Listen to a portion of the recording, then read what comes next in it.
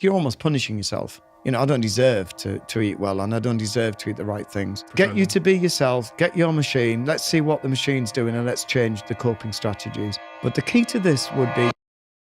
So if I'm 30 odd, and I've got low self-esteem, I'm 33, got low self-esteem, and I came to you, where would you begin with trying to help? And that low self-esteem was manifesting in abusive relationships, bad work relationships, very negative sort of feelings about myself, and maybe even some impulsive behaviors.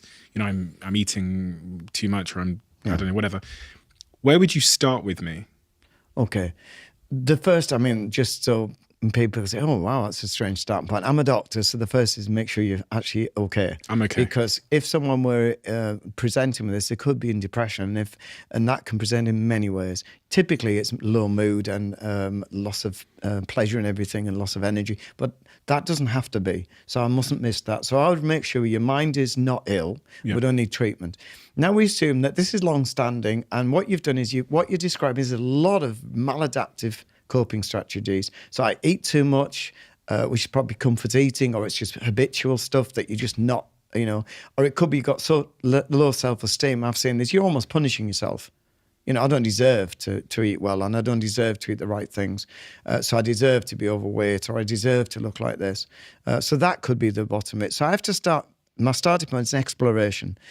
But the key to this would be to move all that to one side. If you're in a reasonable place where you can actually communicate. If not, I'll let you express it all.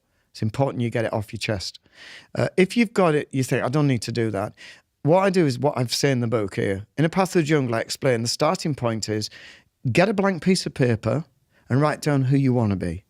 What behaviors do you want to have? Let's define what you want, not what you don't want, not what you're experiencing. Don't start with a treacle. I call that the treacle. Start with a blank piece of paper. And then write down the person you want to be. I want to be really confident. I want to have a girlfriend or a boyfriend. I want to get married. I want to have kids. I want to work out every day. I want to eat really good food. Right. So what you're describing now is the human system. The great news is when I ask you for the characteristics you've got, so I want to be calm, I want to be happy, I want to be confident, that is you. That is you. How do you know it's me? Right. Because if we can't surgically remove interference neuroscientifically, which we can see on functional MRI scanners. If we remove the chimp and computer system, then you're completely in control of yourself. So you would choose to be calm. You would choose to be confident. So therefore, that's you. The human system can choose. What happens is when you choose to be calm, the chimp system interferes, or the computer interferes and shows to the world someone who's not calm. So it's very important to recognize who you are before we start. So now we've got a guy, you're not going to write, no one ever writes anxious. No. No one. They say, no, what I want to be is calm, collected, a good friend, have integrity. That is you if we didn't have interference in the machine. So it's very crucial. This is the biggest point in the book. The biggest point is to define yourself, because now you've got self-esteem can rise just on that alone. Once you've grasped that, you say, wow, what I'm presenting to the world is interference. It's not me. If I didn't have this machine, I would not have anxiety, because that's the system that you're saying, the human system can't do anxiety. It's not built to do that. It's built to be rational and calm. But what it wants to do and how it wants to present is a choice. The chimp has no choice. The computer has no choice. The computer's programmed, but these are interfering and presenting to the world someone who's not you. So it's very important to grasp that concept. That's my starting point. Now we've grasped that, we build on that. So now I know who you are. I'll say this, sometimes when you're with a friend and you've been chatting a while, and maybe it's got late in the evening, and you've got a lot off your chest and you've discussed, you calm down. And sometimes the real you presents. And suddenly you feel at peace. People often say, I don't know, I felt totally relaxed and thought, I've got perspective. I've gather the world the way it is. I accept things are, and I've calmed down. And then suddenly you see the real person. And they've got morals and values, and not every human has. Sometimes the chimp's the good guy. Sometimes the human's not nice. So I do get people who do not write, for example, who you are. They don't write compassion. They don't write integrity. They don't care. And if I challenge, say, you didn't put compassion, and they say, I'm not bothered about that. So I have to work out who you are.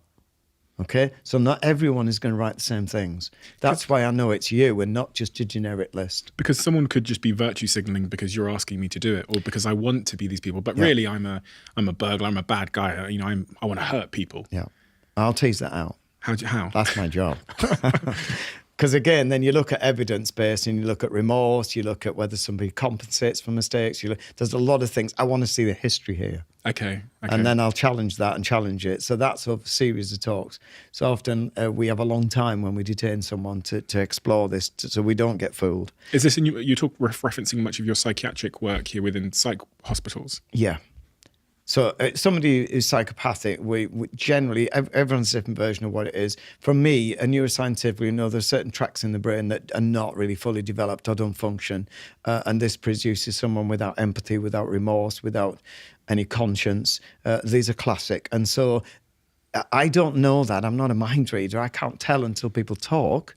You know, so yes, they could deceive me. Yeah, I have to just go on what they tell me. But I can listen carefully to the words they use. I can listen to what they're saying. I can look at their past life events, and it starts to unravel. So eventually you think, okay, I know what I'm dealing with now. So, but to be honest, people don't do that with me. What you tend is, because I would hopefully set a scene where I don't care what you write. I don't care what you want to do with your life. It's not for me. I'm not a judge. I'm here as a doctor to explore this with you and get insights for yourself. So the most people are not psychopathic. We're decent people who've just got lost in the way the neuroscience of our mind has tumbled us. So my starting point when you gave me all this was to say, let's write out the real you, and let's start building ourselves on that and recognizing what is not us, and let's start unpicking it. So let's just start saying, right, why would you have, and we went earlier about low self-esteem. Let's look at why you have that. First, it's natural and healthy. That can help people. Sometimes just saying that, they go, that's amazing. I feel better for knowing it's natural and healthy, maybe rubbish and unhelpful, but at least I know it's healthy and there's not something wrong with me. Because the second you start saying, oh, I'm trying to please people and I can't say no, and you see that as being a weakness or a fault, we're in trouble again because you're muddling yourself up with a machine. So that's my starting point. Who are you? What's the machine doing? All of this, anything the chimp does, anything it does is natural. There's nothing you're going to give me, even if it murders someone. That's what chimps do. They're violent. So it's still illegal and not acceptable. But I'm saying everything's natural. So that puts us on a different way of looking at it. Again, to try and give context to that, natural isn't always good. So overeating is natural, but it's not good. And even like the classic one I always use with parents and teenagers, I always say, if you've got, said it this morning with someone, if you've got a teenager who's got a tidy bedroom, that's who I want to meet. If they're messy bedroom, great, that's normal, you know? So you're more concerned with teenagers that aren't being teenagers. So if you've got a teenager who never lies, then it's a bit worrying. Maybe they're good at deceit. Because teenagers are learning to lie and they're learning to defend themselves, and it's a natural way of doing it. It's not helpful and hopefully they'll grow out of it. But you've got to say what's natural and let's work with that to minimize risk or whatever we want to do. So that's a long-winded way of saying, get you to be yourself, get your machine, let's see what the machine's doing and let's change the coping strategies. But accept the machine is the machine. If you love the Diary of a CEO brand and you watch this channel, please do me a huge favor. Become part of the 15% of the viewers on this channel that have hit the subscribe button. It helps us tremendously, and the bigger the channel gets, the bigger the guests.